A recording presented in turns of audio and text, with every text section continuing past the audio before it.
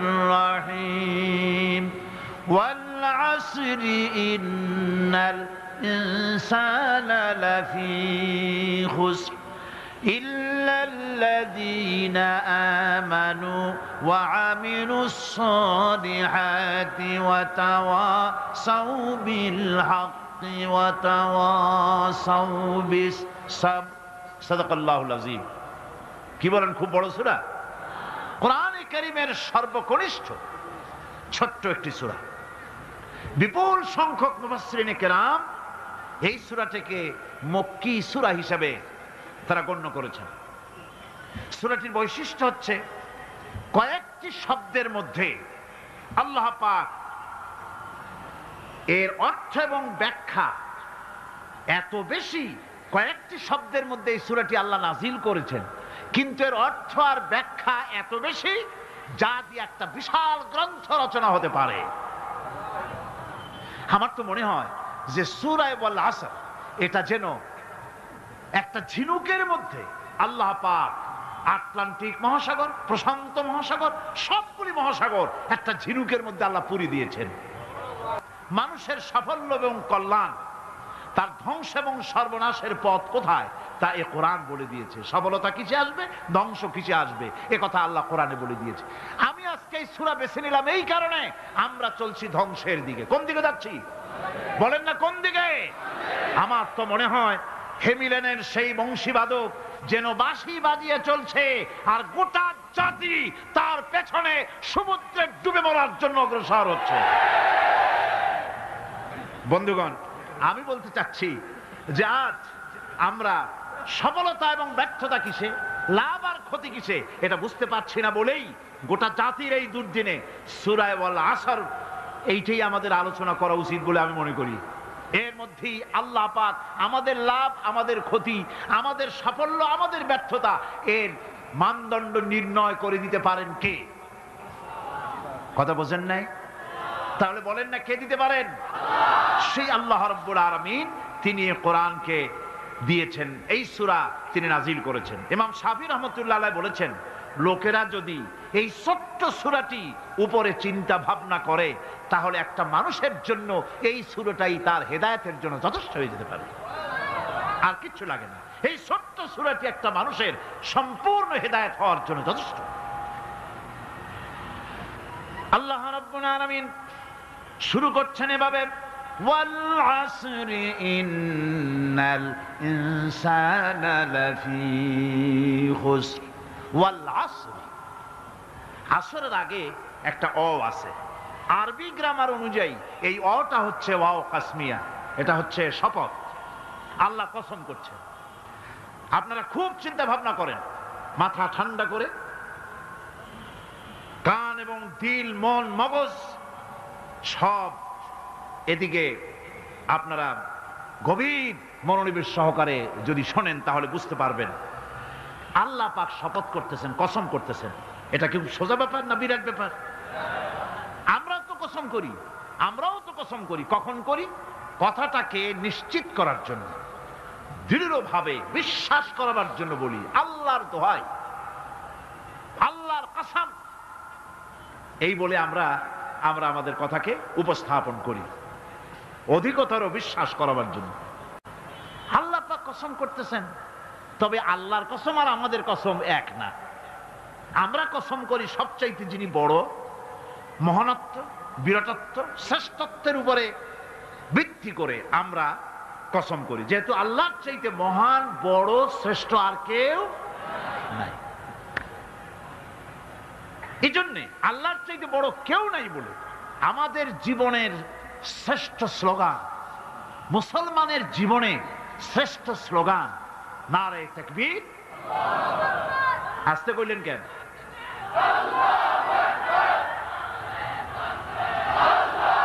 আল্লাহ হচ্ছেন বড়, তার থেকে বড় কেউ না।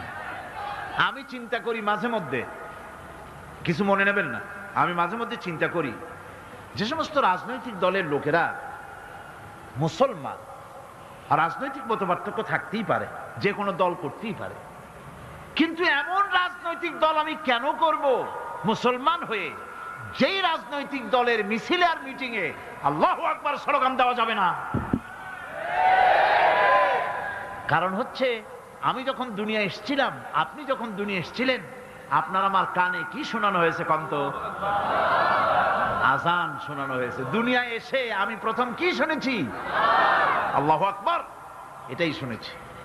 আজানের প্রথম শব্দ কি? নামাজের প্রথম শব্দ কি?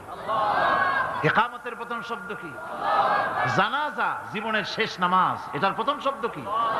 এটা শেষ শব্দ কি? তাহলে এর সিগনিফিকেন্সটা কি? এর অর্থটা হচ্ছে আমার জন্ম থেকে মৃত্যু পর্যন্ত জীবনের সকল ক্ষেত্রে আমাকে বলতে হবে, স্বীকার করতে হবে, মানতে হবে, নিতান্ত গোলামের মতো মানতে হবে আল্লাহু আকবার। আল্লাহর চাইতে শ্রেষ্ঠ কেউ। আমরা কসম করি যেহেতু আল্লাহ বড়, তার বিরাটত্বের উপরে নির্ভর করে আমরা কসম করি, কিন্তু আল্লাহর চাইতে বড় তো কেউ নাই। উনি কসম যখন করবেন, উনি করবেন কিসের কসম? আমাদের কসম আর আল্লাহর কসম এক নয়। রব্বুল আলামিন যখন কসম করেন, তিনি তার কাছে বড়, তার চাইতে বড় কেউ নাই, শ্রেষ্ঠ কেউ নাই, মহান কেউ নাই। সেজন্য তিনি যে কসম করেন, যে কথা বলতে চান, ওই কথার সাথে, ওই বিষয়ের সাথে যার সম্পর্ক, যার সাযুজ্য আছে, সম্পৃক্ততা আছে, সিমিলারিটি আছে, তার কসম আল্লাহ পাক করেন। যেহেতু এখানে আল্লাহ রাব্বুল আলামিন মানুষের সফলতা ব্যর্থতা, মানুষের লাভ আর ক্ষতির কথা বলবেন, সেজন্য আল্লাহ পাক মানুষের জীবনের সাথে, মানুষের সম্পর্ক রয়েছে তার জীবনের, মানুষের সাথে সম্পর্ক রয়েছে সময়ের, মানুষের সঙ্গে সম্পর্ক রয়েছে ইতিহাসের। তাই রব্বুল আলামিন বলেন ওয়াল আসরি ইন্নাল ইনসানা লাফি খুসর। আমি কসম করি সময়ের, আমি কসম করি ইতিহাসের, আমি কসম করি জীবনের, আমি কসম করি সময়ের। যেহেতু এই জীবন আছে বলে আমরা আছি, জীবন না থাকলে আমরা বাঁচি না। ইতিহাস, ইতিহাসের কসম আল্লাহ করেন, কারণ হলো ইতিহাস মহাকালের সাক্ষী। এই মহাকালের দুষ্কৃতিকারা, তাদের দুষ্কৃতি যারা, তাদের দুষ্কৃত, তাদের দুষ্কৃত কর্ম, যা তারা যে খারাপ কাজ করেছে, সেই খারাপ কাজের ইতিহাস ধারণ করেছে। যারা সুকৃতি করেছে, তাদের সুকর্মগুলি ইতিহাস ধারণ করেছে। ইতিহাস হচ্ছে নীরব সাক্ষী। আল্লাহ বলেন আমি ওই ইতিহাসের সাক্ষী, আমি জীবনের সাক্ষী, আমি সময়ের সাক্ষী। যেহেতু সময় কারো জন্য বসে থাকে না। সময়ের ব্যাপারে হযরত ইবনে কাইয়্যিম রাহমাতুল্লাহ আলাইহি তিনি বলেছেন, মা মাদা ফিদ দুনিয়া আহলামুন ওয়া মা বাকিয়া মিনহা আমানি। মা মাদা ফিদ দুনিয়া আহলামুন, আমি আমার জীবনের যে অংশ ফেলে এসেছি এটা আমার স্বপ্ন। ওয়া মা বাকিয়া মিনহা আমানি, আর যেটা আমার সামনে জীবন বাকি আছে ওটা হচ্ছে আমার আকাঙ্ক্ষা। ওয়াল ওয়াক্তু বাইনাহুমা দায়ুন, আর এর মাঝখান থেকে সময় চলে যাচ্ছে। সময় আমার জন্য বসে নেই, সময় চলে যাচ্ছে। এই পৃথিবীতে আসার পর আমাদের হায়াত তো বাড়ছে না, বরং হায়াত প্রতি মুহূর্তে কি হচ্ছে? লোকেরা বলে হায়াত বাড়ে, হায়াত তো বাড়ে না। হায়াত কি হয়? জন্মের পরের থেকে আমার জন্য রিজার্ভ আছে যতটুকুন, 50 বছর বাঁচবো, 60 বছর বাঁচবো, যতটুকুন হায়াত আমার জন্য নির্ধারিত করা আছে, নির্ধারণ করা আছে, প্রতিদিন একদিন একদিন করে কমে যেতেছে। এজন্য আমি বলি, আমার বাড়িতে যে ঘড়িটা আছে, এই ঘড়িটা বেলা 1টার সময় ঢং করে একটা আওয়াজ দেয়, শ্রোতাকে শুনিয়ে দেয়, বাড়িওয়ালা তোমার জীবনের মূল্যবান হায়াত থেকে 1 ঘন্টা কমায়া দিলাম।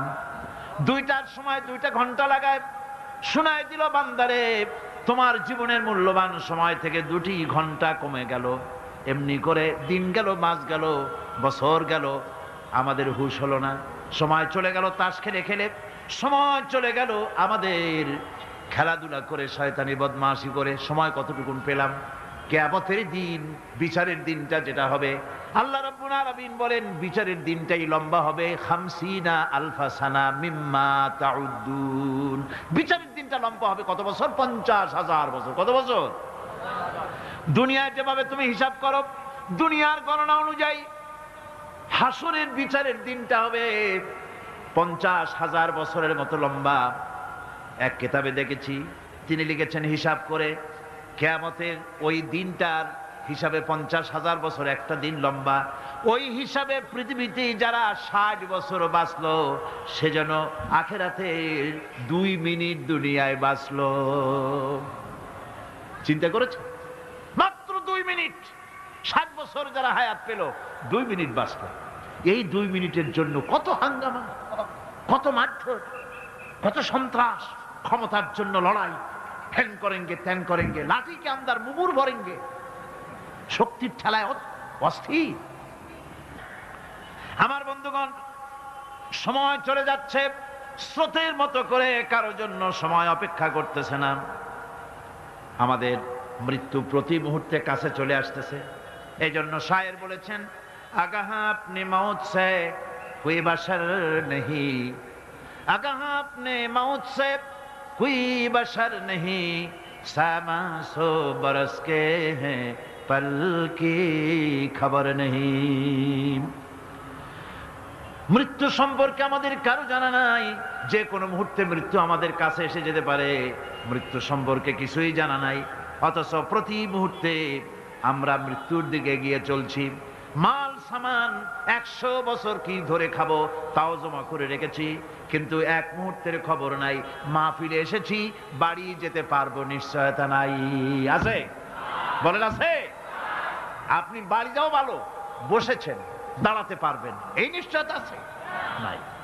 সুতরাং সূরার যে সময়ের উপরে কসম করে মূলত সময়ের অপরিসীম গুরুত্ব সম্পর্কে আল্লাহ পাক মানুষকে বুঝাই দিতেছেন। সময়ের দাম দাও। আমাদের সময় চলে যায় গান শুনতে শুনতে, আশ্চর্য মলম বিক্রি করা দেখতে দেখতে, তাস পাশা খেলতে খেলতে সময় চলে যায়, কেউ খেয়াল করে না। সময় বলতে অতীত কালও হতে পারে, আবার বর্তমানও হতে পারে। আর বর্তমান কাল কোনো কালই না। বর্তমান কাল কোনো কাল নয়। প্রতি মুহূর্তে ভবিষ্যৎ এসে বর্তমান হয়, আর প্রতি মুহূর্তে বর্তমান কি হয়? অতীত হয়ে যায়। বর্তমান কাল বলে কোনো কাল নাই। প্রতি মুহূর্তে অতীত হয়ে যাচ্ছে। এই যে আমি মাহফিলে বসছিলাম প্রথম এসে, ওইটা কি এখনো বর্তমান আছে? এই যে বর্তমান কথা বলছি, এটা অতীত হয়ে যাচ্ছে। সুতরাং বর্তমান কাল নাই। আল্লাহ পাক অল আসরের সময়ের কসম করে বলছেন। যদি আমরা চিন্তা ভাবনা করি তাহলে আমরা লক্ষ্য করব আমাদের আসল মূলধন সময়। আসল মূলধন কি? জীবনের আসল মূলধন কি? সময়। ইমাম রাজি রহমতুল্লাহ আলাইহি এই পর্যায়ে এক বুজুর্গের ব্যক্তির কথা তিনি আলোচনা করেছেন। তিনি বলেছেন যে একটা লোক, তিনি সূরা আল আসর এর ব্যাখ্যা তিনি বুঝতেছিলেন না। ব্যাখ্যাটা কি? এই মাথার মধ্যে ঘুরপাক খাচ্ছিল এর ব্যাখ্যা কি?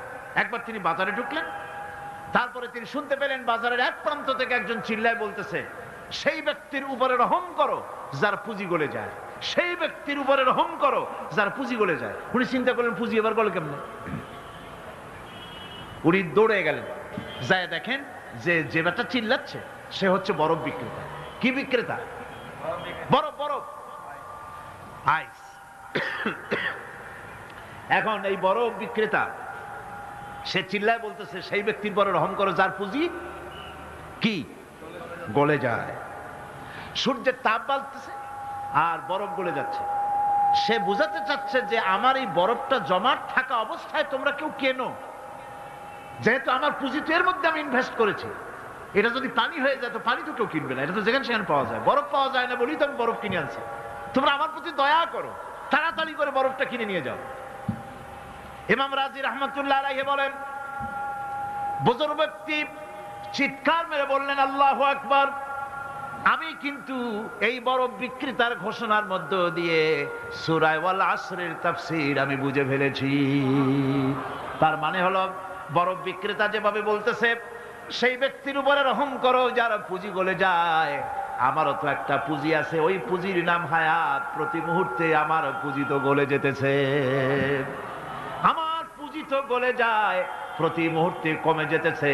আহারে, এই পুঁজি যে গলে গেল ধরে রাখতে পারলাম না, এজন্য কিছুই তো করতে পারি নাই। সূরা আল আসরের ভিতরে মানুষের আয়ুষ্কাল দেওয়া হয়েছে, বরফ গলে যাওয়ার মতো দ্রুত সে আয়ু কমে যাচ্ছে। একে যদি নষ্ট করে ফেলা হয়, ভুল কাজে ব্যয় করা হয়, সেটাই হচ্ছে মানুষের মূল ক্ষতি। মানুষের মূল ক্ষতি। ব্যবসায় ক্ষতিগ্রস্ত হয়েছে, এটা মূল ক্ষতি নয়। স্বাস্থ্য হারাইছে, মূল ক্ষতি নয়। রাজনীতিতে ব্যর্থ হয়েছে, মূল ক্ষতি নয়। জীবনে মন্ত্রিত্ব হারাইছে, মূল ক্ষতি নয়। মূল ক্ষতি প্রতি মুহূর্তে সময় নষ্ট হচ্ছে, এটাই মূল ক্ষতি। ভাইরা, কিয়ামতের দিন জান্নাতীদের কোনো দুঃখ থাকবে না, সকলের দুঃখ থাকবে। জান্নাতীদের কোনো দুঃখ থাকবে নাকি? থাকবে, থাকবে। জান্নাতীদের মনের মধ্যে একটা দুঃখই থাকবে। ভালো করে শুনুন, জান্নাতীদের মনের মধ্যে একটা দুঃখই হবে। তারা মনে মনে চিন্তা করবেন, আফসোস করবেন, আহারে যদি দুনিয়ায় বসে অমুক সময় বাসে বসেছিলাম, আজে বাজে চিন্তা করেছি, বাড়ির ড্রয়িং রুমে একা একা বসে বসে আজে বাজে চিন্তা করেছি, অমুক অমুক সময় খেলাধুলায় কাটাইছি, এই সময়গুলিতে যদি সুবহানাল্লাহ, আলহামদুলিল্লাহ, লা ইলাহা ইল্লাল্লাহ, আল্লাহু আকবার, এই তাসবিহ যদি পড়তাম, জিকির আজগার করতাম, জান্নাতের ভিতরে আরো নিয়ামত লাভ করতে পারতাম। সময়টা তো কাজে লাগাইলাম না। মানুষের শর্ত, মুমিনের সব কাজে সওয়াব। ওয়াকুলু লিন্নাসি হুসনা, মানুষের সঙ্গে ভালো ভালো কথা কও, মানুষের সঙ্গে হাসি মুখে কথা কও। একজনের সাথে হাসি মুখে কথা বললেন, আপনার একটা সদকা দেওয়ার মতো সমান সওয়াব আমলনামায় লেখা হয়ে গেল। ভালো ভালো কাম করো। বন্ধুগণ, সময় দ্রুত গতিতে চলে যাচ্ছে, মানুষের জীবন ক্ষতিগ্রস্ত হচ্ছে। ক্ষতি থেকে বাঁচতে পারবে 4টা গুণ যার মধ্যে আছে, বাকি সব ক্ষতিগ্রস্ত হয়ে যাবে। আমার ভাইয়েরা, এই কথাগুলি বলে আল্লাহ পাক যেন এরকম একটা দৃষ্টান্ত দিলেন। আপনি যদি পরীক্ষার হলে গিয়া দেখেন, ছাত্ররা পরীক্ষা দিতেছে, পরীক্ষার জন্য নির্ধারিত সময় কতটুকুন? 3 ঘন্টা। 3 ঘন্টা, 3 ঘন্টা।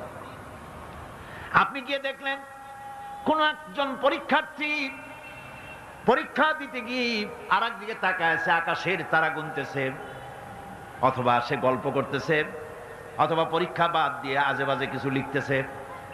আপনি যেমন তাকে, ওই ছেলেটাকে আনবো না, গাফেল ছেলেটাকে ঘড়ির দিকে তাকায় বলেন, এই ছেলে ওই ঘড়ির দিকে তাকাও, দেখো তোমার সময় কিন্তু চলে যেতেছে, মাত্র 1 ঘন্টা আর তুমি সময় নষ্ট করতেছ। আল্লাহ যেন স্নেহ পরবশে তাম পৃথিবীর গোলামদেরকে, বান্দাদেরকে আঙ্গুল নির্দেশনা দিয়ে বলছেন, বান্দারা প্রতি মুহূর্তে তোর জীবনের মূল্যবান সময় চলে যেতেছে, প্রতি মুহূর্তে সময় যাচ্ছে। আল ইনসান, ইনসান বলতে শুধু মুসলমান না, ইনসান বলতে কি মুসলমান শুধু না, আল ইনসান মানব মণ্ডলী, বিশ্বের সমস্ত মানুষকে আল্লাহ বলছেন, হিন্দু, খ্রিস্টান, বৌদ্ধ, নাসারা, ইহুদি, মজুসি, মুসলমান, বিশ্বের সব মানুষকে আল্লাহ বলছেন। যেহেতু আল্লাহ স্রষ্টা, মানুষের ব্যাপারে সার্বিক কল্যাণময় কথা কে বলতে পারেন? কে বলতে পারেন? সে আল্লাহ রাব্বুল আলামিন বলছেন, সময় চলে যাচ্ছে ও পৃথিবীর মানুষেরা। এই মানুষ বলতে আল্লাহ রাব্বুল আলামিন কোন ব্যক্তি, কোন গোষ্ঠী, কোন জাতিকে বলেন নাই, বলেছেন সমগ্র মানবতাকে। এর অর্থ হচ্ছে সূরাটিতে উল্লেখ্য 4টি গুণ যদি আমল করতে পারে লোকেরা, যেই ব্যক্তি করবে, যেই সমাজ করবে, যেই রাষ্ট্র করবে, যেই গোষ্ঠী করবে, যেই জাতি করবে, তারাই ক্ষতি থেকে বেঁচে যাবে। আর যারা করবে না, তারা ক্ষতিগ্রস্ত হবে। কি হবে বলুন? এখন আল্লাহ পাকের কথা শুনুন। আল্লাহ পাক বলছেন, ওয়াল আসরি ইন্নাল ইনসানা লাফি খুসর। খুসর, খুসরিন, এই যে খুসর, খাসারা, এই শব্দটা হচ্ছে আবিধানিক অর্থে ক্ষতি হচ্ছে লাভের বিপরীত। লাভের বিপরীত কি? ক্ষতি। নাফা, এই নাফার বিপরীত কি? নোকসান। খাসারাটা কি? নোকসান বলা হয় পুঁজি 50,000 খাটাইছিলাম, লাভ করতে পারি নাই, পুঁজি ঠিক আছে, এটাকে বলা হয় নোকসান। এটাকে কি বলা হয়? নোকসান। কিন্তু আমি পুঁজি খাটিয়েছিলাম 50,000 টাকা, লাভ তো হয়ই নাই, পুঁজিও চলে গেছে, আমও গেছে, সালাও গেছে, আমও নাই, সালাও নাই। এইটারে আরবিতে কি বলা হয়? খাসার, দেউলিয়া। দেউলিয়া হয়ে গেছে। দেউলিয়াটা বোঝেন ভালো আপনারা, দেউলিয়া হয়ে গেছে। কোরআন লাভ বা সাফল্যের ধারণা যেমন নিছক পার্থিব নয়, সমৃদ্ধির কথা শুধু পার্থিব নয়, জন্ম থেকে শুরু করে মৃত্যু পর্যন্ত কোরআনের লাভের কথা যখন বলা হয় তখন জন্ম থেকে মৃত্যু পর্যন্ত, আখিরাত পর্যন্ত, কিয়ামত পর্যন্ত, ক্ষতিটাও জন্ম থেকে শুরু করে মৃত্যু পর্যন্ত, কিয়ামত পর্যন্ত ক্ষতিটাও। এই ক্ষতি থেকে বাঁচবার জন্য কোরআনে কারিমে বিভিন্ন জায়গায় এই খাসারা শব্দ ব্যবহার করা হয়েছে। আল্লাহ রাব্বুল আলামিন বলছেন, ওয়ামান খাফফাত মাওয়াজিনুহু ফাউলাইকাল্লাযীনা খাসিরু আনফুসাহুম বিমা কানু বিআয়াতিনা ইয়াযলিমুন। যাদের পাল্লা ভারী হবে কিয়ামতে তারাই হবে সফলকাম, আর যাদের পাল্লা হালকা হবে, নেকির পাল্লা যাদের হালকা হবে তারা হবে ক্ষতিগ্রস্ত, তারা নিজেদের নিজেরাই ক্ষতি সাধনকারী হবে কিয়ামতের দিন। কাজে মানুষের জীবনের সমুদয় কার্যাবলীর ভালো অংশ যদি খারাপ অংশের উপরে বিজয়ী হয়, তারপরে খারাপ অংশ পাওনাদারদের দিয়ে টিয়া, এরপরে যদি নেকি কিছু বাকি থাকে তাহলে বোঝা গেল লোকটা কিয়ামতে নাজাত পাবে। আর যদি ভালো কাজের উপরে খারাপ কাজ বিজয়ী হয়ে যায় আর সমস্ত পাওনাদারদেরকে পাওনা মিটাইয়া তারপরেও পাপ বাকি থেকে যায়, এক চাইতে খাসারা পৃথিবীতে, আকাশে জমিনে কিছু আর হবে না। এর থেকে বাঁচার জন্য আল্লাহ পাক এই খাসারা থেকে বাঁচার জন্যই মানুষকে এই কথা বলছে। এই কথাটি কোরআনে কারিমের অন্য একটি আয়াতে আরো সুন্দর করে বলা হয়েছে, যারা নাকি এই দুনিয়ার বুকে যারা নিজেদের পুঁজি খাটাইছে, জীবনের পুঁজি সুদ কামাইতে খাটালো, জীবনের পুঁজি খাটালো হারাম কামাইয়ের ভিতরে, অন্যায় কাজের ভিতরে, যারা জীবনের পুঁজিকে আল্লাহর দ্বীনের কাজে লাগাতে পারে নাই, তাদের সম্পর্কে বলা হচ্ছে খাসিরাদ দুনিয়া ওয়াল আখিরাতা যালিকা হুয়াল খুসরানুল মুবিন। খাসিরাদ দুনিয়া ওয়াল আখিরাত, দুনিয়াও ক্ষতিগ্রস্ত, আখিরাতেও ক্ষতিগ্রস্ত। এটা হচ্ছে তার জন্য সুস্পষ্ট ক্ষতি, এর থেকে বড় ক্ষতি আর কিছুই হতে পারে না।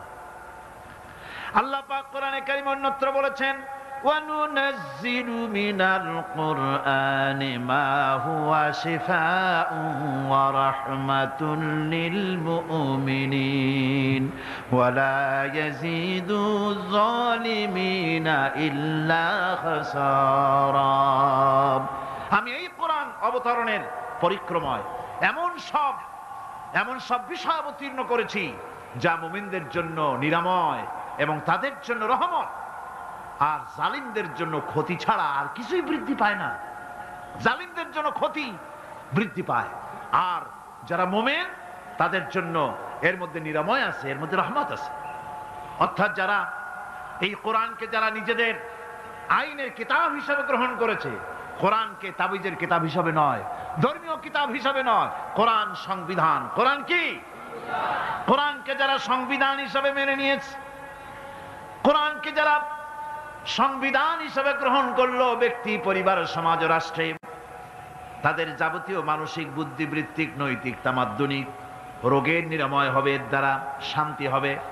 কিন্তু যেসব জালিম এই কোরআনকে প্রত্যাখ্যান করেছি, কোরআনকে যারা মৌলবাদীদের কিতাব বলে, কোরআনের কথা বললে মৌলবাদ বলে গাইল দেয়, তারা তাদের কপালকে পোড়াইয়া ছাই বানাইয়া দিছে, তাদের কপাল ভস্মীভূত করে দিয়েছে। আমার দেশে, এই দেশটা কি মুসলমান বেশি না অন্য জাতি বেশি? কোন? জোরে কোন? মুসলমান সবচেয়ে। খুব লক্ষ্য করে শোনেন, এই দেশে সবচেয়ে মুসলমান বেশি, ইন্দোনেশিয়ার পরই। পৃথিবীর দ্বিতীয় বৃহত্তম মুসলিম দেশ হলো কোনটা? বাংলাদেশ। এই দেশে ইসলামরে যত গালি দেওয়া হয়েছে, কোরআনকে যত গালি দেওয়া হয়েছে, আলেমদেরকে যত গালি দেওয়া হয়েছে, রাসূলুল্লাহকে যত গালি দেওয়া হয়েছে, ইসলামী আদর্শকে যত গালি দেওয়া হয়েছে, পৃথিবীতে কোন দেশে এইভাবে ইসলামকে গালি দেওয়া কোথাও হয় নাই। এমনকি আমেরিকার মতো দেশে, ইংল্যান্ডের মতো দেশেও কোরআনের বিরুদ্ধে এত কথা কেউ বলতে সাহস পাবে না, ইসলামের বিরুদ্ধে কথা বলতে সাহস পাবে না, যেহেতু মুসলমানেরা সেখানে পাল্টা আক্রমণ করবে। আজ আমার দেশে মুসলমানের ঘরের সন্তান হইয়া ইসলামের বিরুদ্ধে তারা বক্তব্য রাখে। মৌলবাদ জিকির উঠে গেছে। আমেরিকার প্রেসিডেন্টরা যখন শপথ নেন, প্রেসিডেন্ট হিসাবে ওথ নেন, বাইবেলের উপরে হাত রাখেন আর বলেন, এই মহাগ্রন্থকে স্পর্শ করে শপথ নিচ্ছি, আমি আমার চিন্তা চেতনা, আমার মেধা, আমার প্রজ্ঞা সবটা আমার জাতি, আমার দেশকে উন্নয়নের জন্য, এর সমৃদ্ধির জন্য, এর সংরক্ষণের জন্য আমি আমার জীবনকে উৎসর্গ করব। বাইবেলের উপরে স্পর্শ করে এই শপথ তারা নেন। আমার দেশের প্রেসিডেন্ট, প্রধানমন্ত্রী শপথ নেওয়ার সময় কোরআন শরীফের উপরে হাত রাখে যদি, তাহলে বলা হবে বেচারা মৌলবাদী হয়ে গেছে। এটা করা যাবে না। আর যদি কেউ করে সামান্য কিছু, কোরআন না, যদি তসবিহ নিয়েও আসে, তাহলে বুঝতে হবে জাতির সাথে একটা প্রতারণা ছাড়া আর কিছুই না। কাজেই ধর্মের প্রতি আকর্ষণ একটা ভিন্ন জিনিস। সেই জিনিসকে ছেড়ে যারা দেয় তারাই ক্ষতিগ্রস্ত হয়, আর যারা ধরে রাখে তারা দুনিয়ায় ক্ষতিগ্রস্ত হয় না। আল্লাহ পাক এখানে রাসূল করিম সাল্লাল্লাহু আলাইহি ওয়াসাল্লাম একটি হাদিস প্রণিধানযোগ্য কোরআনের ব্যাপারে। হুজুর বলেছেন, আল কোরআন হুজ্জাতুন লাকা ওয়া আলাইকা। এই কোরআন হয় তোমার পক্ষের সাক্ষী, না হয় এই কোরআন তোমার বিপক্ষের সাক্ষী। কিয়ামতে এই কোরআন হয় তোমার পক্ষে কাজ করবে, নতুবা এই কোরআন তোমার বিপক্ষে কাজ করবে। দুই অবস্থা থেকে খালি হবে না। হয় কোরআন তোমার পক্ষে সাক্ষী দেবে, না হয় আমরা কি চাই? কিয়ামতে কি চাই? বলেন কি চাই? কোরআনের পক্ষে যদি আমরা সাক্ষী চাই, তাহলে এই কোরআনের পক্ষে আমাদেরকে কাজ করতে হবে। এছাড়া আমাদের নাজাতের কোনো পথ নাই। আমাদের মুক্তির পথ হচ্ছে কোরআন কেন্দ্রিক, রাসূলুল্লাহর হাদিস কেন্দ্রিক। এর বাইরে আমাদের সমস্ত পুঁজি নষ্ট হয়ে যাবে। আমাদেরকে পৃথিবীতে টিকে থাকতে হলে কোরআনের উপরে ভিত্তি করে আমাদেরকে বাঁচতে হবে, টিকতে হবে। কোরআনে কারিমে আল্লাহ রাব্বুল আলামিন অন্যত্র বলেছেন, কুল ইন্নাল খাসিরিনাল্লাযীনা খাসিরু আনফুসাহুম ওয়া আহলিহিম ইয়াওমাল কিয়ামাহ আলা যালিকা হুয়াল খুসরানুল মুবিন। বলো, প্রকৃত দেউলিয়া তারাই যারা কিয়ামতের দিন নিজেকে, নিজের পরিবার পরিবর্গকে এই ক্ষতির দিকে যারা ঠেলে দেবে। ভালো করে শুনে নাও, এটি হচ্ছে সুস্পষ্ট ক্ষতি, সুস্পষ্ট দেউলিয়াপনা। এই ক্ষতি থেকে বাঁচার জন্য আল্লাহ রাব্বুল আলামিন কোরআনে কারীমের মধ্যে বলেছেন, ওয়াল আসরি ইন্নাল ইনসানা লাফি খুসর। পড়েন সবাই, ওয়াল আসরি ইন্নাল ইনসানা লাফি খুসর। মানুষের, সমগ্র মানুষের জীবন ক্ষতিগ্রস্ত, ব্যর্থ। কে বলতেছেন? গা শিউরে ওঠার কথা না? গা শিউরে ওঠে। আল্লাহ বলতেছেন ক্ষতিগ্রস্ত, ব্যর্থ। আপনি যতই মনে করেন আপনার মিল আছে, কল আছে, কারখানা আছে, মন্ত্রী, টাকা পয়সা আছে, প্রেসিডেন্ট হয়েছেন, প্রধানমন্ত্রী হয়েছেন, আপনার জীবন সফল হয়েছে, আল্লাহ বলেন না, জীবন ব্যর্থ, জীবন বিফল, জীবন ক্ষতিগ্রস্ত। তাম পৃথিবীর সমস্ত মানুষ ক্ষতিগ্রস্ত, ব্যর্থ। 4টা কাজ করলে সফল হবে। কয়টা কাজ?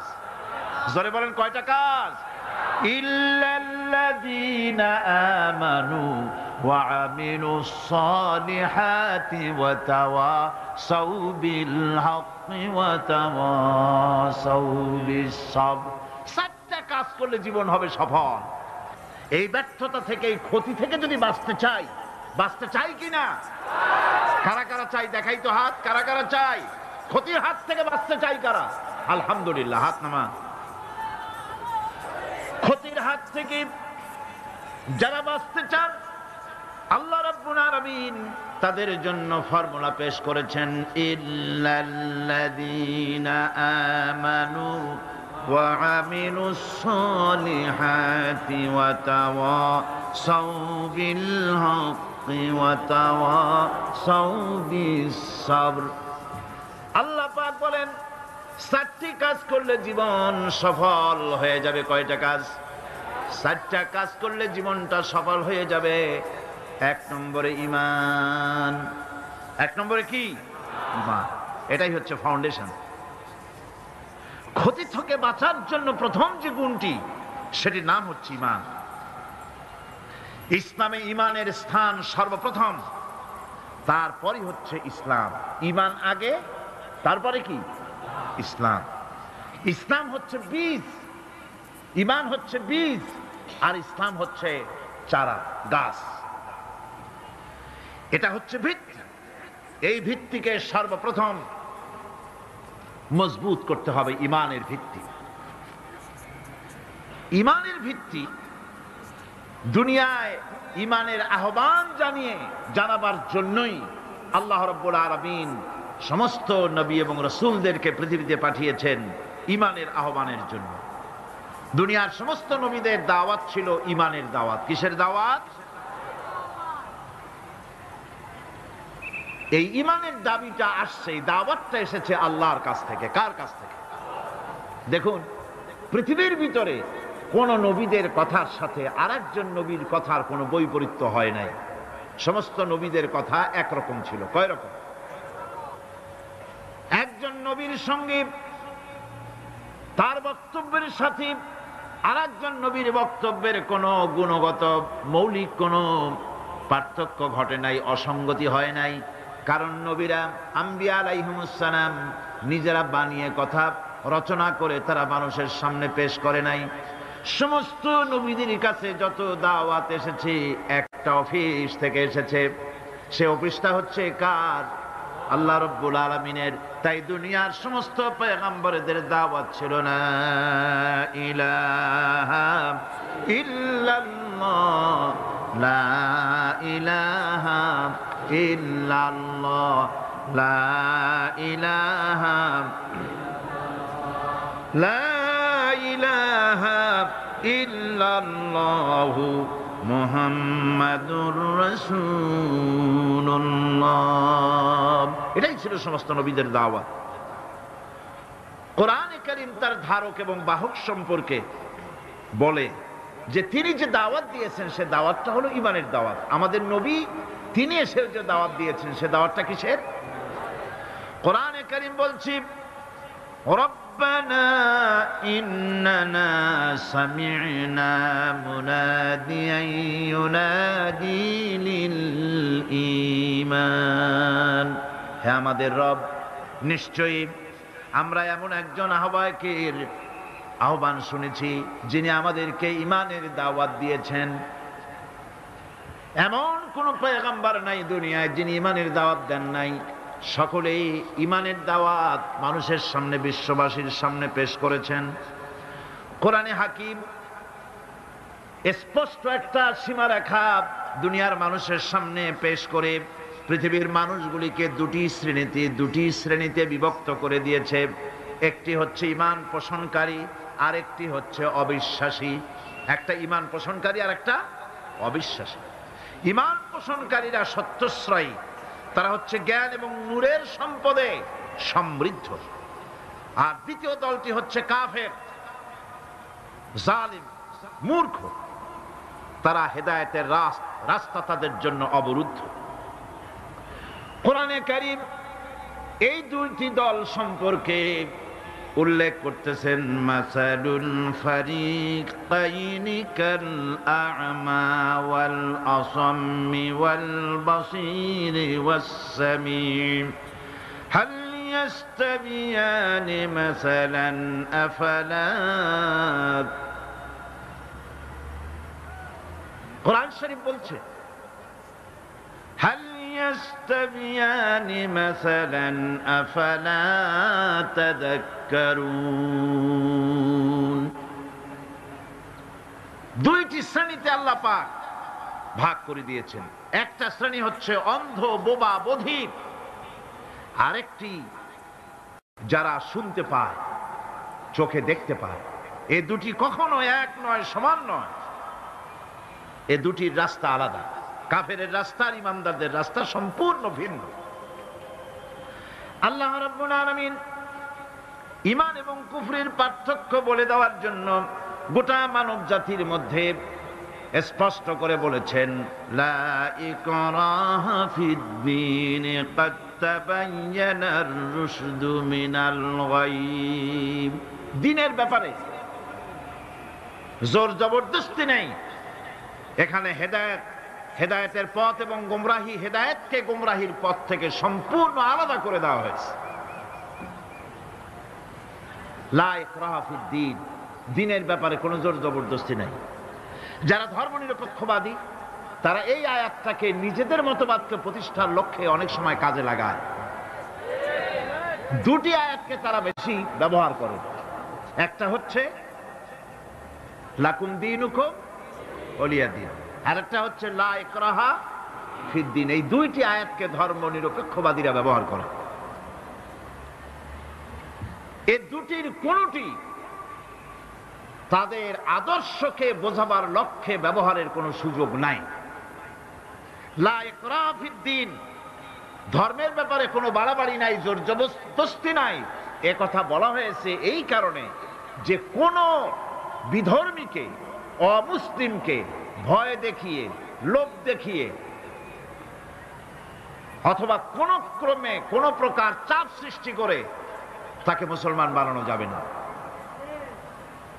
এমনকি সূরা তওবার মধ্যে এসেছে, যুদ্ধ চলাকালীন সময়, জিহাদ চলাকালীন সময় কোন অমুসলিম যদি ইসলাম জানার জন্য তোমাদের তাঁবুতে আসে, তাহলে তুমি তাকে ইসলাম বুঝাও। ইসলাম শোনার পরে যদি মেনে নেয় ভালো কথা, আর যদি না মানে তাকে তার তাঁবু পর্যন্ত ফিরে যেতে চাও, ফিরে যেতে দাও। মাঝপথে তাকে আক্রমণ করা যাবে না। ধর্মের ব্যাপারে কোনো বাড়াবাড়ি নাই। লা ইকরাহা ফিদ্দিন, এর দ্বারা ধর্ম নিরপেক্ষতার কোনো কথা বোঝানো হয়নি। আর লাকুম দীনুকুম ওয়ালিয়া দিন, এটা ছিল কাফেরদের সেই বক্তব্যের প্রেক্ষিতে যেখানে কাফেরেরা বলেছিল মুহাম্মদ সাল্লাল্লাহু আলাইহি ওয়াসাল্লাম, আসুন আমরা এক কাজ করি, সেটা হলো ধর্ম নিয়ে আমাদের মধ্যে যে বাকবিতণ্ডা হচ্ছে, আমরা ধর্মকে 50-50 ভাগ করে দিই। কিছুদিন আমরা গিয়া আপনার আল্লাহরে সেজদা দেই, আর কিছুদিন আপনারা আমাদের মূর্তিগুলিকে প্রণাম করুন। এই প্রস্তাব যখন রাখল, আল্লাহ রাব্বুল আলামিন সূরা কাফিরুন অবতীর্ণ করে দিলেন, কুল ইয়া আইয়ুহাল কাফিরুন লা আ'বুদু মা তা'বুদুন। হে কাফেরেরা, হে অবিশ্বাসীরা, নবী আপনি বলুন, হে অবিশ্বাসীরা, তোমরা যার ইবাদত করো আমরা তার ইবাদত করি না, আবার আমরা যার ইবাদত করি তোমরাও তার ইবাদত করো না। সুতরাং লাকুম দীনুকুম ওয়ালিয়া দীন, সুতরাং তোমাদের দিন তোমাদের জন্য, আমাদের দিন আমাদের জন্য। এখানে নিরপেক্ষতার কথা বলা হয় না, এখানে পক্ষের কথা বলা হয়েছে। কিসের পক্ষ? ধর্মের পক্ষ। কিসের পক্ষ? হিন্দু, খ্রিস্টান, বৌদ্ধ, তোমরা তোমাদের ধর্মের পক্ষে থাকো। মুসলমান, তোমরা তোমাদের ধর্মের পক্ষে থাকো। ধর্মের ব্যাপারে নিরপেক্ষ হওয়ার কোনো সুযোগ নাই। আছে নাকি সুযোগ? আমি পার্লামেন্টে বলেছি এই কথা, যে একটা ধর্মের উপরে বিশ্বাস করে নিজেকে একটা ধর্মের পক্ষের ব্যক্তি হিসাবে ঘোষণা করে কেউ বলছে, দাবি করছে আমি হিন্দু, কেউ বলছে আমি বৌদ্ধ, কেউ বলছে আমি খ্রিস্টান, কেউ বলছে আমি মুসলমান। নিজেকে একটা ধর্মের বিশ্বাসী ঘোষণা করার পর আমি ধর্মনিরপেক্ষ, এই কথাটা মিথ্যা, বানোয়াট, জালিয়াতি, প্রতারণা, মুনাফিক। কোন ধর্মের অনুসারী ব্যক্তি ধর্মনিরপেক্ষ হতে পারে না। কেবলমাত্র নাস্তিক, যারা আল্লাহরে মানে না, আল্লাহকে স্বীকার করে না, ওরা বলতে পারে আমরা ধর্মনিরপেক্ষ, ধর্মের ব্যাপারে আমরা নিরপেক্ষ, গুলো মানি না, বিশ্বাস করি না। কিন্তু যারা ধর্মে মানে, সেদের যে ধর্মেরই হোক না কেন, সে ব্যক্তি ধর্মনিরপেক্ষ যদি দাবি করে, এটা মিথ্যে কথা, এটা মুনাফিকি ছাড়া আর কিছু হতে পারে না। মুসলমানকে, যে কোনো জাতিকে যে ধর্মে আছে ধর্মের পক্ষে থাকায় কথাই বলা হয়েছে। এখন আমি বলতেছিলাম ইমানের কথা। ইমান আগে আনতে হবে। ইমান সম্পর্কে আল্লাহ রাব্বুল আলামিন বলতেছেন, ইমান হলো আগে, তারপরে ইসলাম। আবার ইমান আনার আগে আবার কুফরি একটা শব্দ আছে, সেটা হলো ফামান ইয়াকফুর বিত্তাগুতি ওয়া ইউমিন বিল্লাহি ফাকাদ ইসতামসাকা বিল উরওয়াতিল উসকা লা ইনফিসামা লাহা ওয়াল্লাহু সামিউন আলীম। ফামান ইয়াকফুর বিত্তাগুত, যে ব্যক্তি তাগুতকে অস্বীকার করেছে, সর্বপ্রথম তাগুতকে অস্বীকার করতে হবে। ওয়া ইউমিন বিল্লাহ, আর এরপরে আল্লাহর উপরে যে ঈমান আনলো, ফাকাদ ইসতামসাকা বিল উরওয়াতিল উসকা, সেমন এক শক্ত অবলম্বন ধারণ করলো যা তাকে কোনো কিছুই বিচ্ছিন্ন করবে না, ধ্বংস করে দেবে না। সুবহানাল্লাহ। এখন সত্যিকারের ঈমানদারের পরিচয়টা কি? কোরআনে কারীম সত্যিকারের ঈমানদারের পরিচয় এভাবে পেশ করতেছে, ইন্নামাল মুমিনুনা আল্লাযীনা আমানু বিল্লাহি ওয়া রাসূলিহি সুম্মা লাম ইয়ারতাবু وجاهدوا بأموالهم وأنفسهم في سبيل الله أولئك هم الصادقون। ঈমানের দাবিতে সত্যবাদী কারা? ইন্নামাল মুমিনুনা আল্লাযীনা আমানু বিল্লাহি ওয়া রাসূলিহি, সত্যিকারের মুমিন তো তারা যারা নাকি ঈমান এনেছে আল্লাহর উপর এবং রাসূলের উপরে। এই ঈমান আনার পর সুম্মা লাম ইয়ারতাবু, এরপরে কোন সন্দেহে সে নিপতিত হয় নাই, কোন সন্দেহ তার মনের মধ্যে জায়গা পায় নাই, আর সে আল্লাহর রাস্তায় জিহাদ করেছে মাল দিয়ে, জান দিয়ে। উলাইকা হুমুস সাদিকুন, এরাই হলো ঈমানের দাবিতে সত্যবাদী। সুম্মা লাম ইয়ারতাবু, অথবা এক বিন্দু সন্দেহ মনের মধ্যে জায়গা দেয় নাই, অর্থাৎ ঈমান আনছি কার উপরে? আল্লাহর উপরে। কার উপরে? আর তার রাসূলের উপরে। আল্লাহ এবং রাসূলের উপরে ঈমান আনার পর যারা আল্লাহ এবং রাসূলের বিধান জীবনের সকল ক্ষেত্রে মানতে পারে নাই, তারাই সন্দেহে নিপতিত হয়েছে। কথা বুঝতে পেরেছেন? তাদের সন্দেহ এই কোরআন মানুষের জীবন, তার সম্পদ, তার রাজনীতি, তার অর্থনীতি পরিচালনা করতে পারে না। সেই জন্য ধর্মের ব্যাপারে কোরআন মানি, ধর্মের ব্যাপারে নামাজ আর রোজা মানি, কিন্তু রাজনীতিতে ধর্ম মানি না। এটাই হলো সন্দেহ। এটাই কি? সন্দেহ, অবিশ্বাস। জীবনকে তারা দুইটা ভাগ করেছে, এক ভাগ রাজনীতির জন্য, আর এক ভাগ কিসের জন্য? ধর্মের জন্য। জীবনকে ভাবে দুইটা ভাগ করার কোন অধিকার দেওয়া হয় নাই।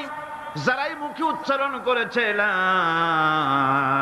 ইলাহা ইল্লাল্লাহু মুহাম্মাদুর রাসূলুল্লাহ, জোরে সোরে পড়েন লা ইলাহা ইল্লাল্লাহু মুহাম্মাদুর রাসূলুল্লাহ।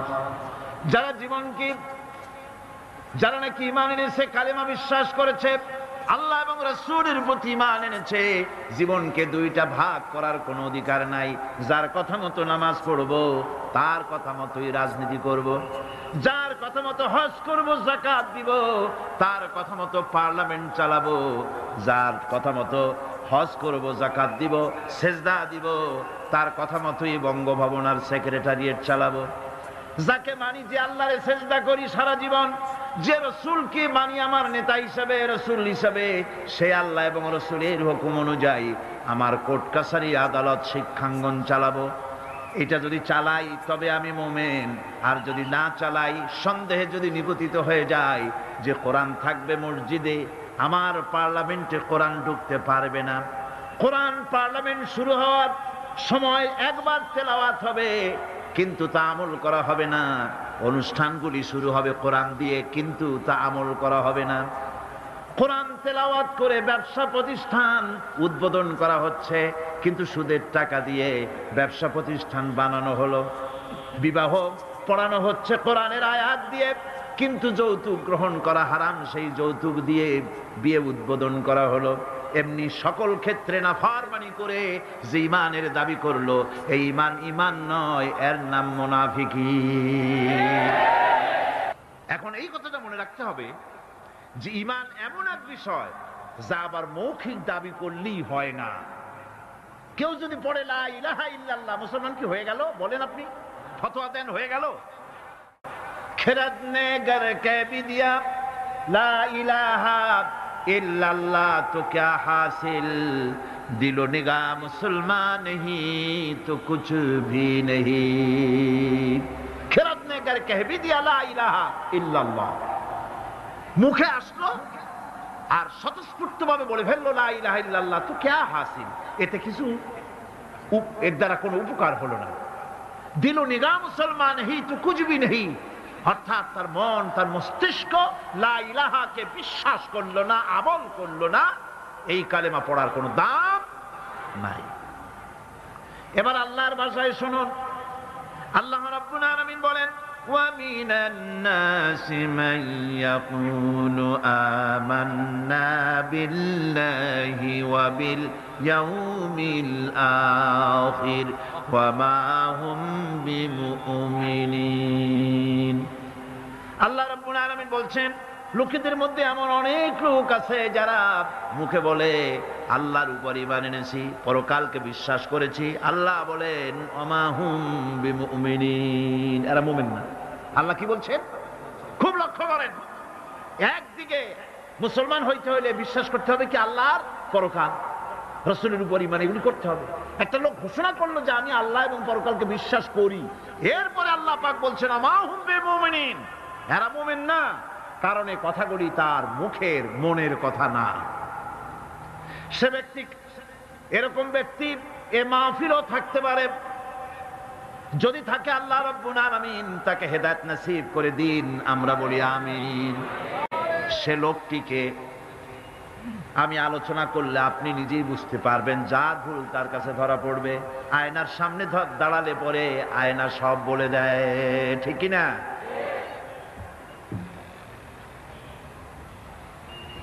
সেই ব্যক্তি, যে ব্যক্তি নাকি কালেমা পড়ে, নামাজ পড়ে, আবার ব্যবসায়ী হলে ওজনে কম দেয়, খাদ্যে ভেজাল দেয়, মানুষের সঙ্গে প্রতারণা করে, টাকা নিয়ে ফেরত দেয় না, ওয়াদা খেলাপ করে, চুরি করে, ডাকাতি করে, জেনা করে, সুদভিত্তিক ব্যাংকের থেকে টাকা তুলে ব্যবসা করে, সুদের ব্যবসা করে, ঘুষ দেয়, জেনা করে, আর একদিকে নামাজ পড়ে, সময় হলে আবার হজ করে আসে।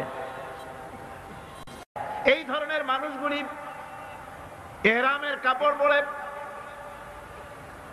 হজের নিয়ত করে, জিদ্দায় পা রেখে যখন বলে লাব্বাইক আল্লাহুম্মা লাব্বাইক লাব্বাইক লা শারীকা লাক লাব্বাইক ইন্নাল হামদা ওয়ান নি'মাতা লাকা ওয়াল মুলক লা শারীকা লাক লাব্বাইক আল্লাহুম্মা লাব্বাইক, আয় আল্লাহ, প্রভু হাজির, প্রভু আমি হাজির, হে আমার রব তোমার গোলাম হাজির। বান্দা বলে আয় আল্লাহ গোলাম হাজির, গায়েব থেকে আওয়াজ আসে, আল্লাহর পক্ষ থেকে বলা হয় লা লাব্বাইকা ওয়ালা সাদাইক। বান্দা বলছে আমি উপস্থিত মাবুদ, আর মাবুদ বলছে আমি তোমার উপস্থিতিকে গ্রহণ করলাম না। তুই বলছো হাজির, আমি বলছি তুমি অনুপস্থিত, তোমার উপস্থিতি আমি গ্রহণ করলাম না। কারণ তুমি যে টিকিট করে আসছো ওইটা হারাম টাকা, যে রামের কাপড় পরেছ ওইটা হারাম টাকা দিয়ে কেনা, মক্কা মদিনায় যে খরচ করবে, তাবুতে থাকবে, বাস ভাড়া দেবে, যা খাবে, জায়নামাজ কিনবা, তসবিহ কিনবা, মার্কেটিং করার জন্য যে টাকা আনছো, সব হারাম। তোমার গায়ের গোশত হারাম, তোমার গায়ের রক্ত হারাম, হারাম খেয়ে পেটটারে সাইজ মতো বানাইছো, এরকম করে হারামের টাকা দিয়া হজ করতে এসেছো, তোমার উপস্থিতি আমি গ্রহণ করলাম না। নাউজুবিল্লাহ। সুতরাং মুমিনের দাবি করলেই হবে না, ঈমানের দাবি করলেই হবে না, কাজে তা প্রমাণ করতে হবে। সেটা কি? সেটা হচ্ছে ইন্নাল্লাযীনা ক্বালু রাব্বুনাল্লাহু সুম্মা ইসতাকামু তাতানাজ্জালু আলাইহিমুল মালাইকা। নিশ্চয় যারা বলে আমাদের রব আল্লাহ, অতঃপর এই কথার উপরে সে দৃঢ়পথ থাকে, ফেরেশতাগণ তার প্রতি ফেরেশতা অবতীর্ণ হয়, অর্থাৎ আল্লাহর রহমত তার উপরে নাজিল হয়। যে ব্যক্তি ঈমানের দাবি করে ঈমানের উপরে টিকে থাকে, আল্লাহর রহমত তার উপরে নাজিল হতে থাকে। ঈমান আনাই শুধু মুখে দাবি করাই শেষ কথা নয়, ঈমান আনার পর ঈমানের উপরে টিকে থাকা সবচেয়ে বড় কথা। ঈমানের উপরে টিকে থাকতে হবে। ঈমানের কোনো দাম নাই যদি আমলে সালেহ না থাকে। ঈমান হচ্ছে এক, এটা মূল্যহীন হয়ে পড়ে যদি আমলে সালেহ না থাকে। যে নেক কাজ করতে হবে আল্লাহকে খুশি করার জন্য, কাজটা ভালো হওয়ার জন্য শর্ত দুইটা। একটা হচ্ছে কাজটা হতে হবে আল্লাহকে খুশি করার জন্য। কারে খুশি করার জন্য? আল্লাহ পাককে খুশি করার জন্য হতে হবে। আর 2 নম্বরে কাজটা হতে হবে সুন্নতে নববী সাল্লাল্লাহু আলাইহি ওয়াসাল্লাম, রাসূল করিম সাল্লাল্লাহু আলাইহি ওয়াসাল্লামের সুন্নতের উপরে কাজটি হতে হবে। তাহলেই আপনার আমলটা সহি হয়ে গেল। আপনি আমি নিজের আন্দাজ করে কাজটা খুব ভালো হয়েছে মনে করলেই হবে না। নিকৃষ্ট বা অসৎ কাজের পরিণতি সম্পর্কে কোরআন বলছে, কুল হাল নুনাব্বিউকুম বিল আখসারিনা আ'মালা আল্লাযীনা দাল্লা সা'য়ুহুম ফিল হায়াতিদ দুনিয়া ওয়া হুম ইয়াহসাবুনা আন্নাহুম ইউহসিনুনা সুনআ। আমি কি তোমাদেরকে বলবো না যে কোন আমল তোমাদেরকে ক্ষতিগ্রস্ত করবে? সেটা হচ্ছে সেই আমল যারা দুনিয়ার জীবনে দুনিয়ায় উন্নতি করার জন্য কাজ করে, তাদের সমস্ত জদ্দোজাহাদ, তাদের চেষ্টা প্রচেষ্টা দুনিয়ায় টিকে থাকার জন্য তারা করে থাকে। যে কাজগুলি আল্লাহ পাকের খুশনুদি হাসিলের জন্য, আল্লাহ পাককে খুশি করার জন্য করা হয় না, সেই কাজগুলি মানুষের সমস্ত প্রচেষ্টাকে, তার চেষ্টাকে, তার সমস্ত আমলগুলিকে বিনষ্ট করে দেবে। এগুলি কিয়ামতের দিন কোনো ফায়দা হবে না। যারা দিনদার, পরহেজগার, ইমানদার, সৎ কর্মশীল, আল্লাহ তাদের ব্যাপারে কি করে শোনেন, ইন্নাল্লাযীনা আমানু ওয়া আমিলুস সালিহাতি সায়াজআলু লাহুমুর রাহমানু উদ্দা। আল্লাহ পাক বলেন যারা নাকি ঈমান এনেছেন আর আমলে সালেহ করে, রব্বুল আলামিন তার বান্দাদের দিলের মধ্যে তার জন্য মহব্বত পয়দা করে দেন। মানুষেরা ভালোবাসে, মহব্বত করে। আমার বন্ধুগণ, সৎকর্ম মানুষ যখন ভালো কাজ করে তার দুষ্কর্মগুলিকে আল্লাহ মাফ করে দেন। জোরে বলেন সুবহানাল্লাহ। কোরআন বলছে, ওয়াল্লাযীনা আমানু ওয়া আমিলুস সালিহাতি লানুকাফফিরান্না আনহুম সাইয়্যাতিহিম ওয়া লানাজজিয়ান্নাহুম আহসানাল্লাযী কানু ইয়ামালুন। যারা ঈমান আনবে আর সৎ কাজ করবে, আল্লাহ পাক বলেন আমি তাদেরকে সর্বোত্তম কাজগুলির প্রতিদান করব। তারা যত ভালো কাজ করবে ওই ভালো কাজের মধ্যে সবচাইতে ভালো যেটা, ওইটার উপর আমি তাকে পুরস্কার দান করব। সুবহানাল্লাহ। আর তাদের সাইয়্যাতগুলি হাসানাত দিয়ে বদলায় দেব, তাদের পাপ কাজগুলি আমি নেক কাজে পরিবর্তন করে দেব। শুধু তাই নয়,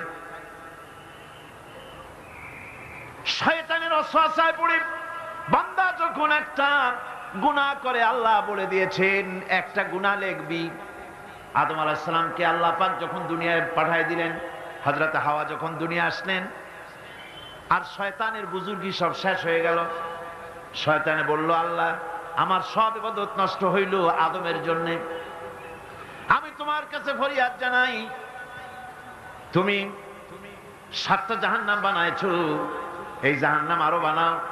আমি তোমার এই জাহান্নামগুলি তোমার বান্দাগুলি দিয়ে ওয়াসওয়াসা দিয়ে এই জাহান্নাম ভরে দেব।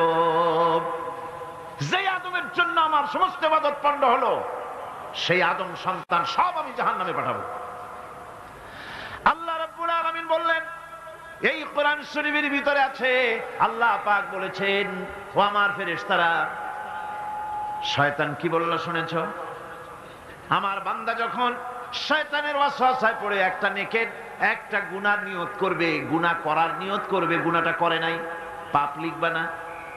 গুনাহ করা হয়ে যাওয়ার পর একটা গুনার জন্য একটা গুনাহই লিখবা। আর যদি আমার বান্দা কোন একটি নেকির কাজের নিয়ত করেছে, হজের নিয়ত করেছে, হজে যায় নাই, মাদ্রাসা মসজিদে দান করবে, চট্টগ্রাম তাফসীরুল কোরআন মাহফিলে দান করবে, করে নাই এখনো, শুধু নিয়ত করেছে, নেক নিয়তের কারণে আমলনামায় একটা নেকি লিখে দিবা। আর যখন নেকের কামটা করা হয়ে যাবে, আল্লাহ পাক বলেন মান জাআ বিল হাসানাতি ফালাহু আশরু আমসালিহা।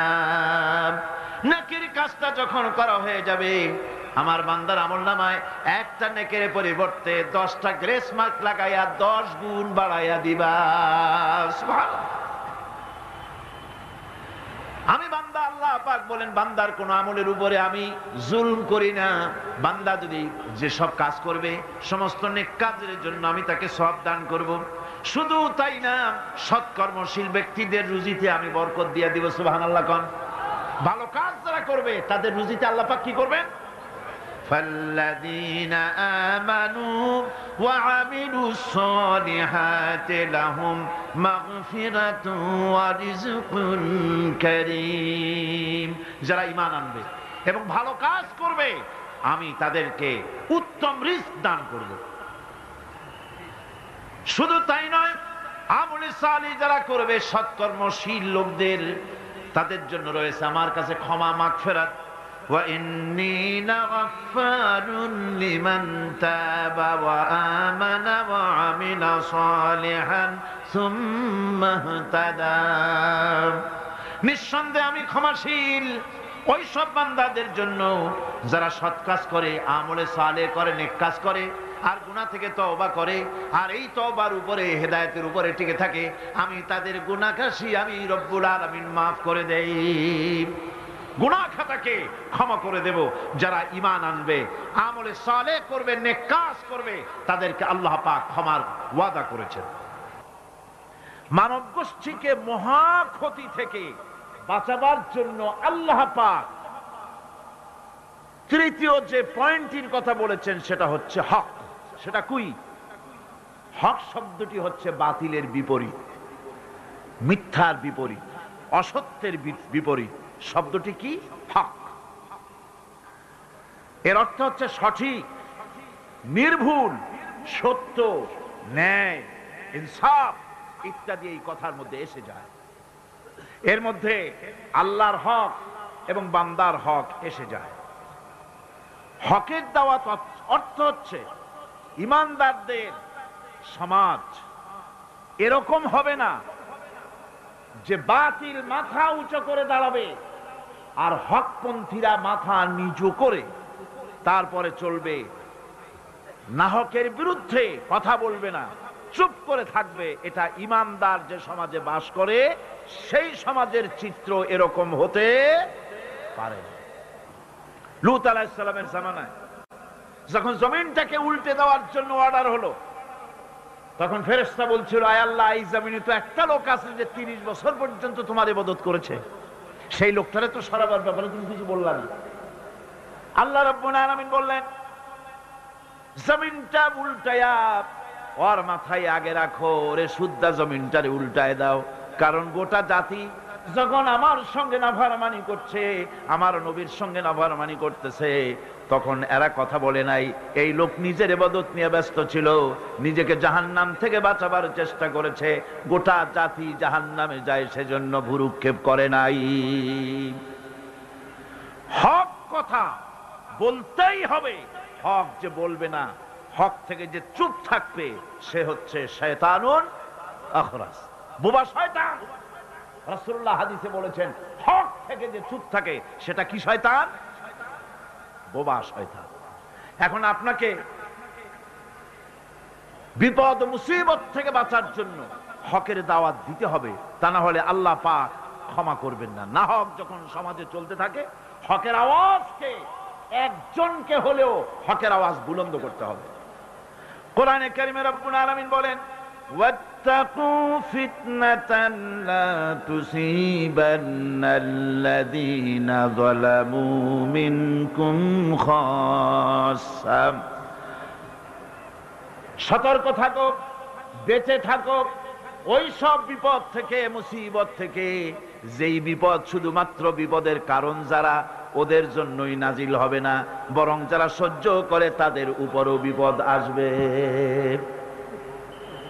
যারা বিপদের কারণ, গুনাহের কারণ, শুধু ওরাই ধ্বংস হবে না, যারা সহ্য করবে তাদেরকেও আযাবের মধ্যে নিপতিত হতে হবে।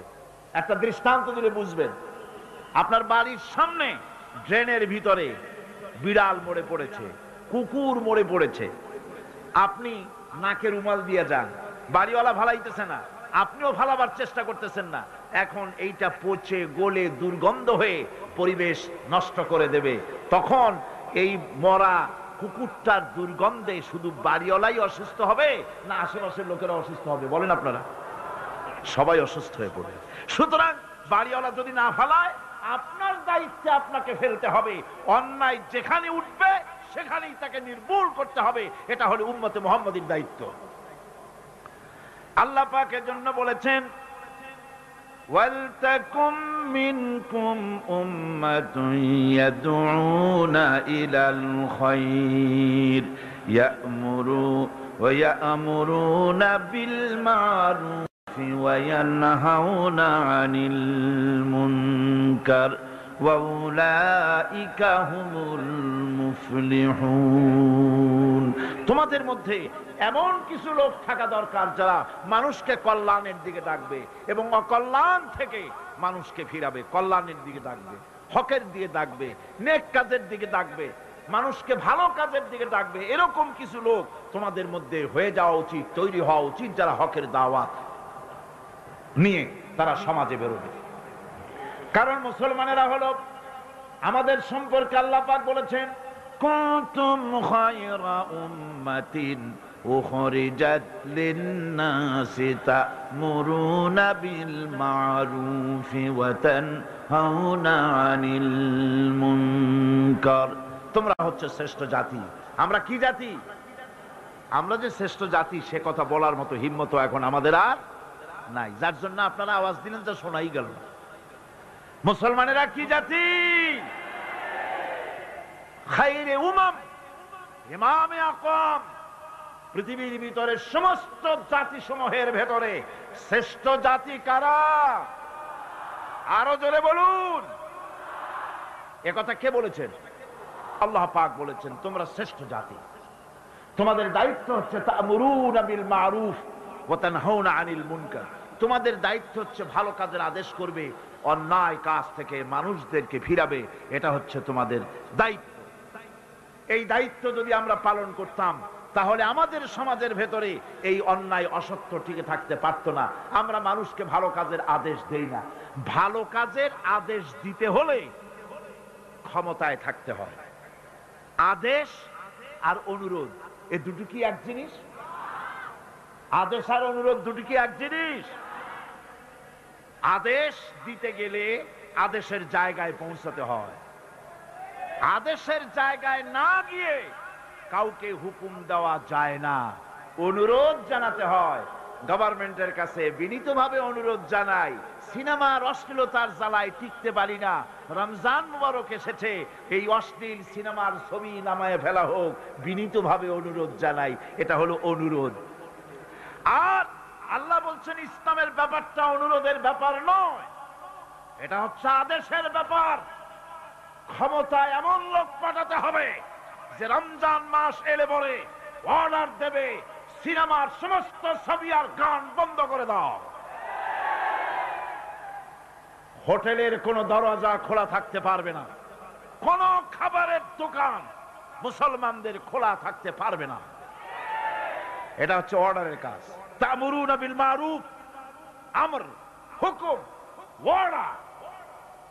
অনুরোধ করে হয় না, এটা